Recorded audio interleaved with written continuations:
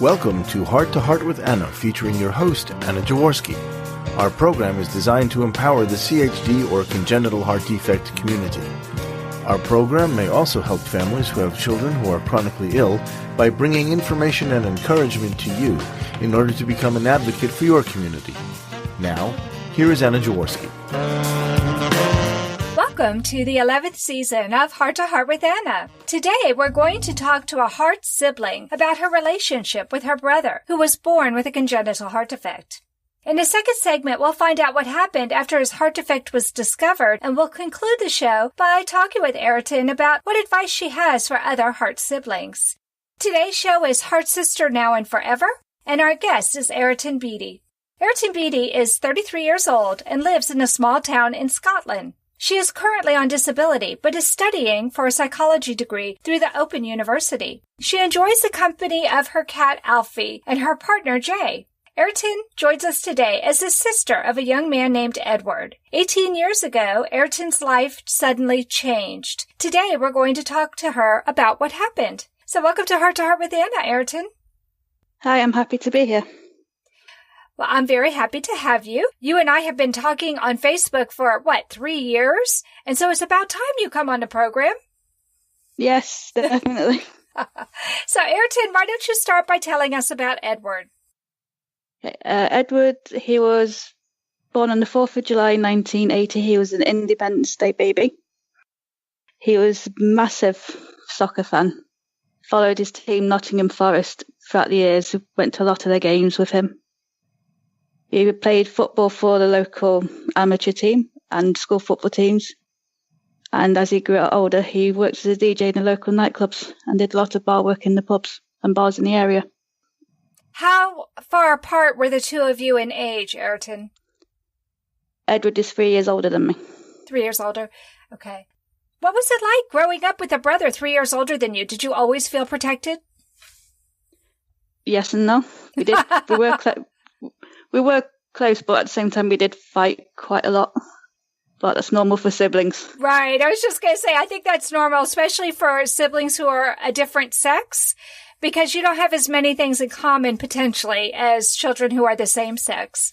I don't know. He used to tell me off all the time for stealing his toy cars. I'm sorry. Would you say that again, sweetie? I didn't understand what you said. He used to tell me off a lot of the time for stealing all his toy cars. Oh, you would steal his toy cars? What, like Matchbox cars? Something like that? Yes, I'd rather play with them than the dolls. Well, that's kind of cool. I hear stories about where brothers will, kidnap the Barbie dolls and decapitate the Barbie dolls. But no, you were stealing his cars instead. That's kind of funny. Yeah. Okay. So, did you two have a lot of friends in common? Did you live in a neighborhood with lots of children? We went to the same schools as each other, and we both played on the school football team. So we got a lot of mutual friends that way. My sister and I are 2.5 years apart in age. And when we were younger, we used to play together some. But as we got older, it seemed like that 2.5 year spread. And for us, it was 3 years in school because I was a summer baby and she was a winter baby. It seemed like we didn't hang around the same people, especially as we got older. I was in high school. She was in junior high. We went to different schools. Was that the same kind of situation with you and Edward?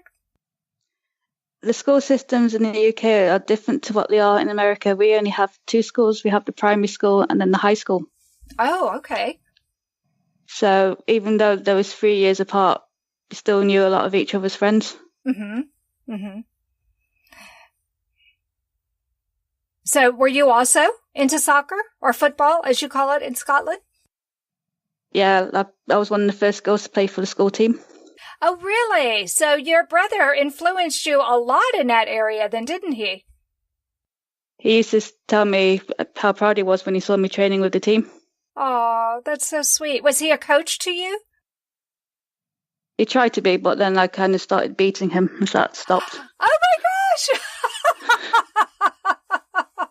I love it. I love it when the student overcomes the teacher and becomes even more powerful. That's awesome. Well, no wonder why he was proud of you. How awesome. Are you also into music, like what your brother was into music? Not the same sort of music, no. He liked his dance music. I'm more of a metal person. Well, we're going to take a quick break. Don't leave yet, listeners, because when we come back, we're going to talk to Ayrton about what it was like for her and Edward when they became adults. The most common themes that I hear is why. She always needed a lot of attention. She had strokes. Even though it's a natural inclination to withdraw from the CHD community, I think being a part of it helped me be part of the solution. Heart to Heart with Michael. Please join us every Thursday at noon Eastern. I'm Michael Lieben, and I'll be your host as we talk with people from around the world who have experienced those most difficult moments. I am with Origami Owl Jewelry, and we personalize lockets. It has helped me heal so much by having that locket. I've had other friends and customers who have created lockets. They love their lockets, and they gift lockets to people who are bereaved or they're celebrating somebody. To get your own Origami Owl locket, contact Nancy Jensen on Facebook or her website, nancydanceme.origamiOwl.com. You are listening to Heart with Anna.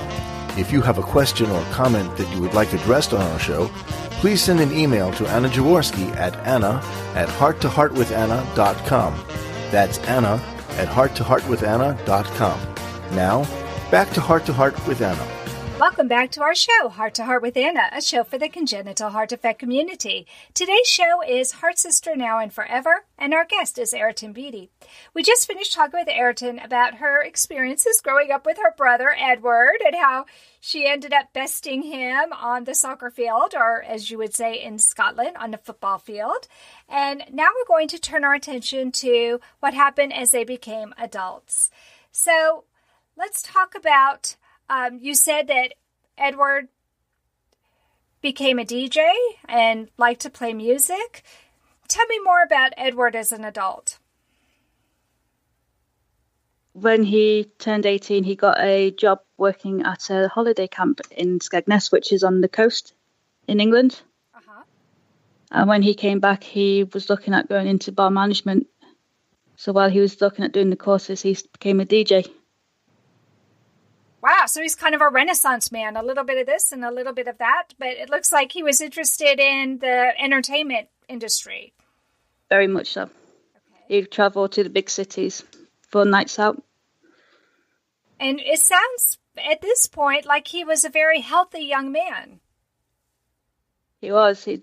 We liked to smoke, and obviously liked to have a few drinks as well with my dad.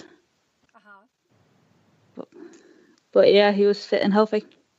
Did he continue to stay fit by playing soccer? Yes, he did. And so something surprising happened to him one day. Why don't you tell us about that day? It was September the 30th, 1999. I was 15. I'd gotten up that morning and gone to school as normal. But at lunchtime, I remember I started feeling really sick, so I came home. I'd forgotten my key, so I went to my neighbour's house to get the spare key, and she phoned for someone to come and get me. I was taken to my uncle's house where Edward was living at the time, and I got told he passed away that night in his sleep. Oh my goodness, your brother passed away in his sleep? Yeah.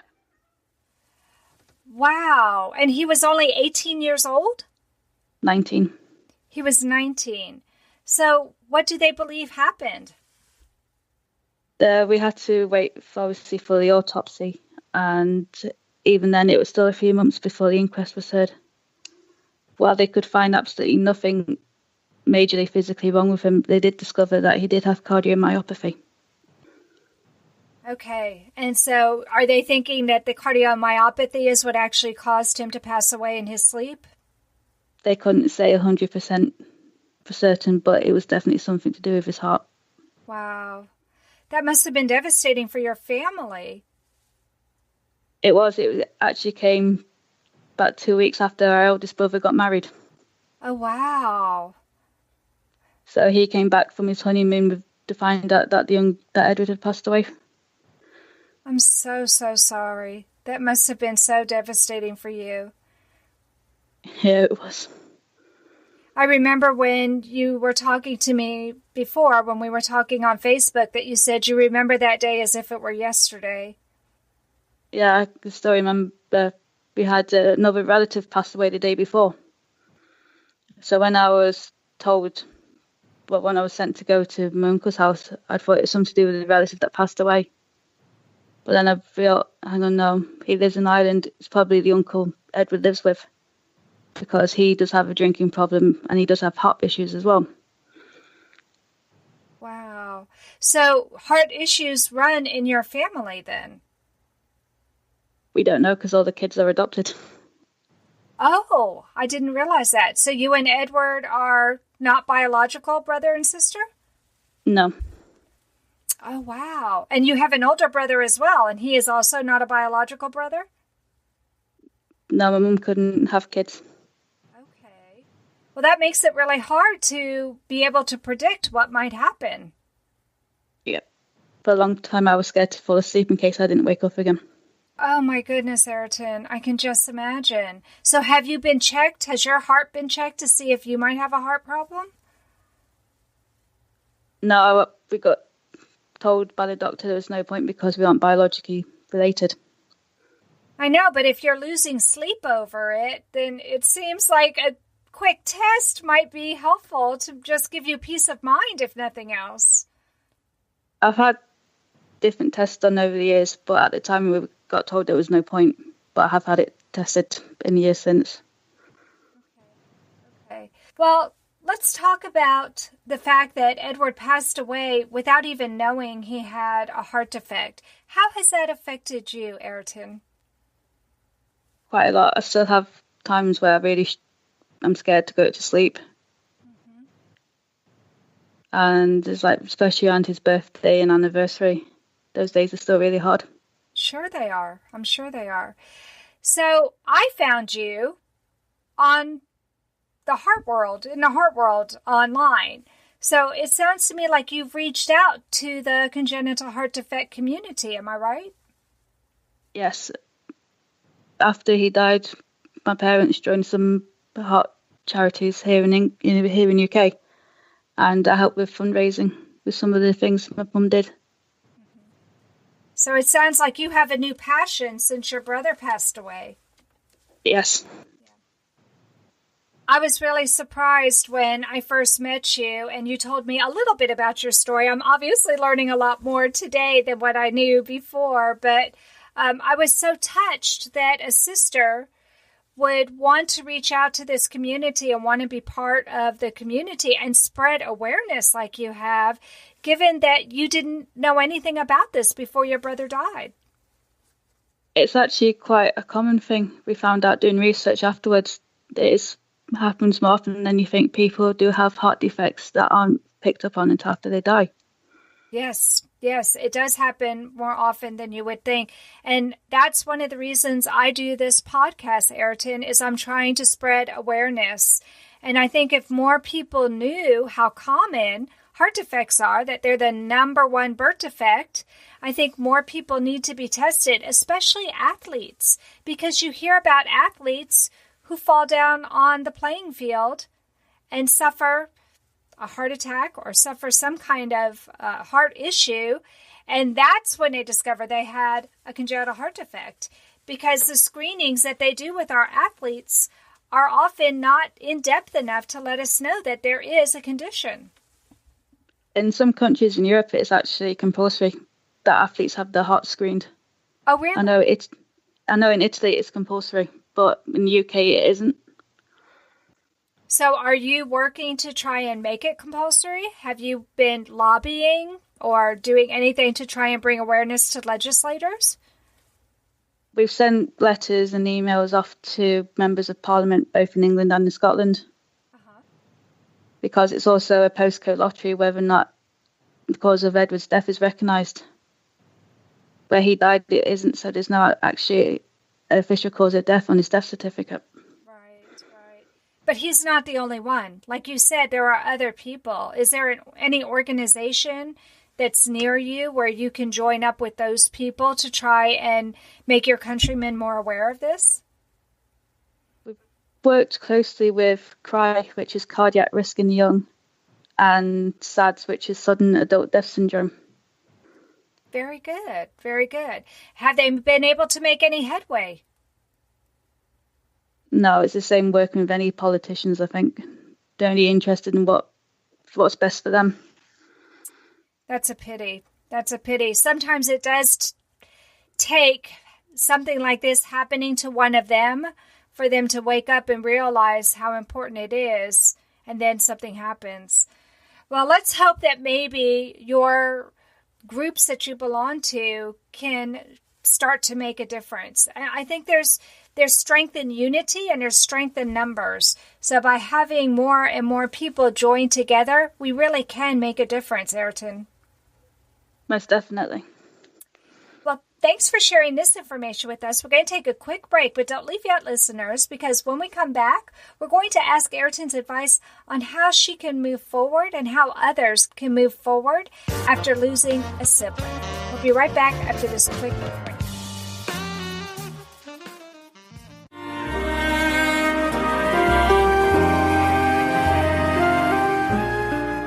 Tonight Forever by the Baby Blue Sound Collective. I think what I love so much about this CD is that some of the songs were inspired by the patients. Many listeners will understand many of the different songs and what they've been inspired by. Our new album will be available on iTunes, Amazon.com, Spotify. I love the fact that the proceeds from this CD are actually going to help those with congenital heart defects. Enjoy the music. Home Tonight Forever.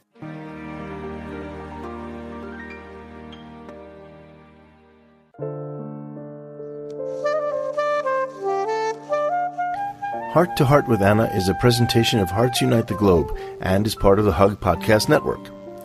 Hearts Unite the Globe is a non-profit organization devoted to providing resources to the congenital heart defect community to uplift, empower, and enrich the lives of our community members. If you would like access to free resources pertaining to the CHD community, please visit our website at www.congenital-heart-defects.com for information about CHD, the hospitals that treat children with CHD, summer camps for CHD survivors, and much, much more.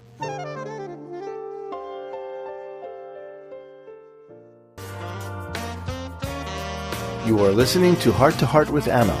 If you have a question or comment that you would like addressed on our show, please send an email to Anna Jaworski at anna@hearttoheartwithanna.com. That's anna@hearttoheartwithanna.com. Now, back to Heart with Anna. Welcome back to Heart with Anna.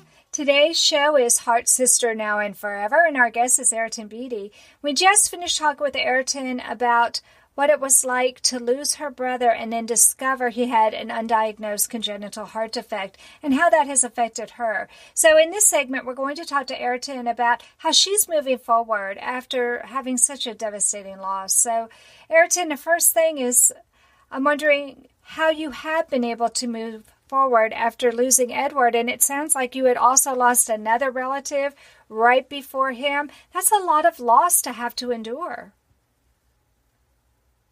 Didn't know the relative too well who died the day before. He was a relative who lived in Ireland who I'd only seen a couple of times, so he wasn't a close relative.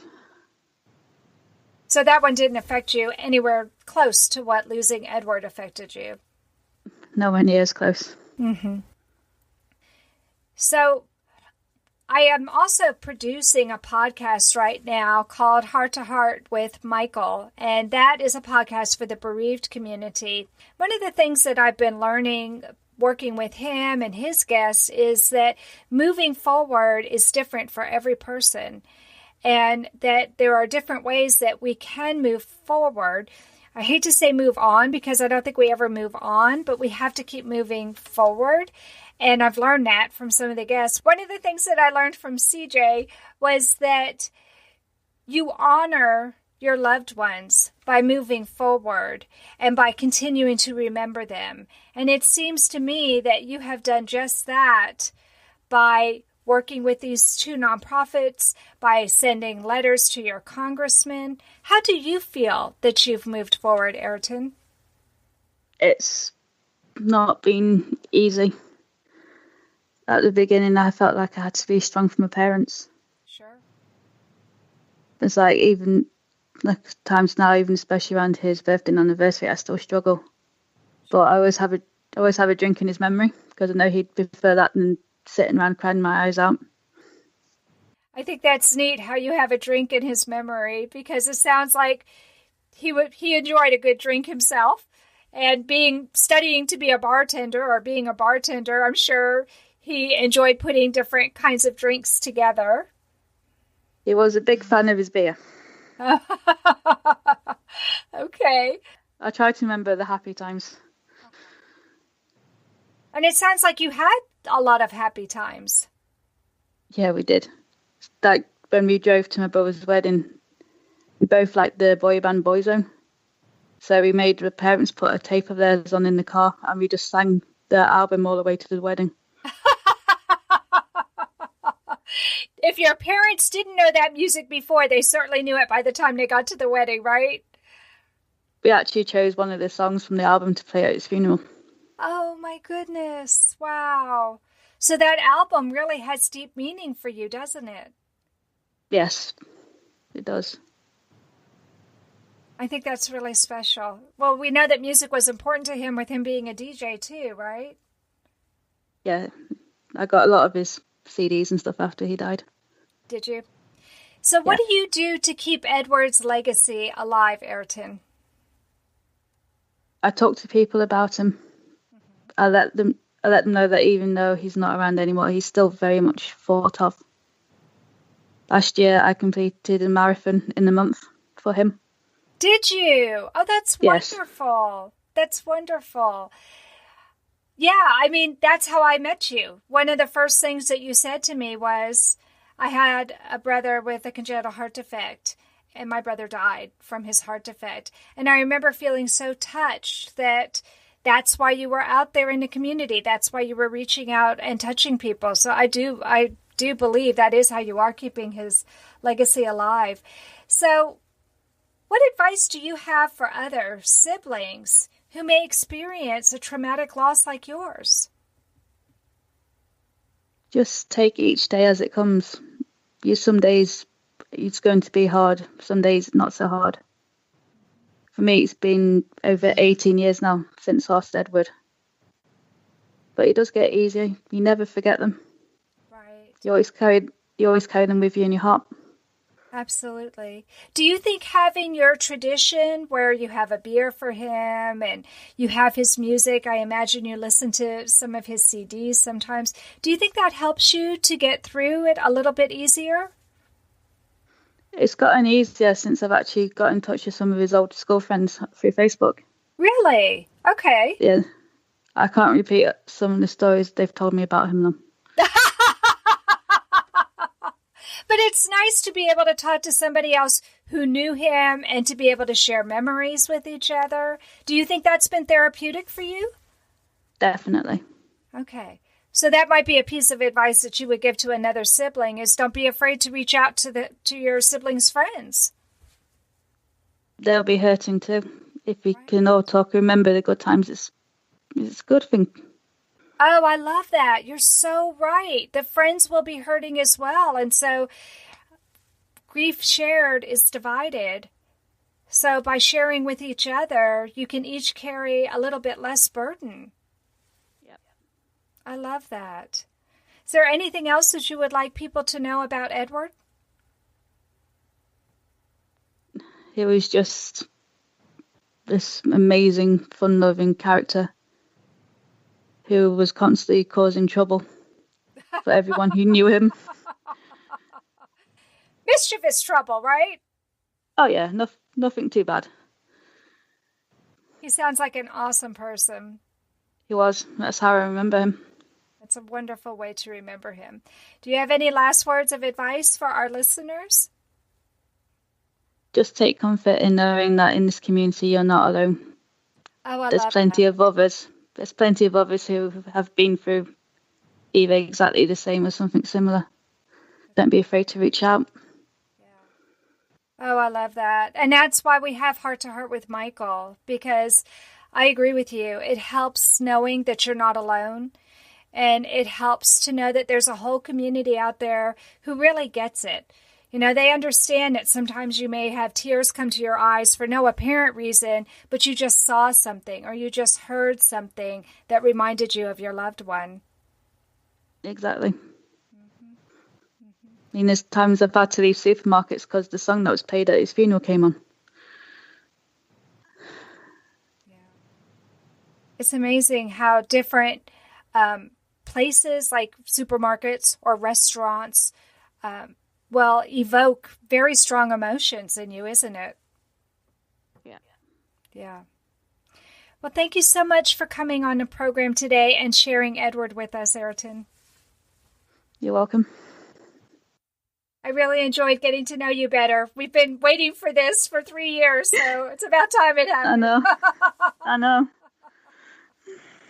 I love you for being so brave to share your brother in a public forum like this. I know this was probably really challenging for you. It was, but knowing I can share his story helps me keep his memory alive. Exactly.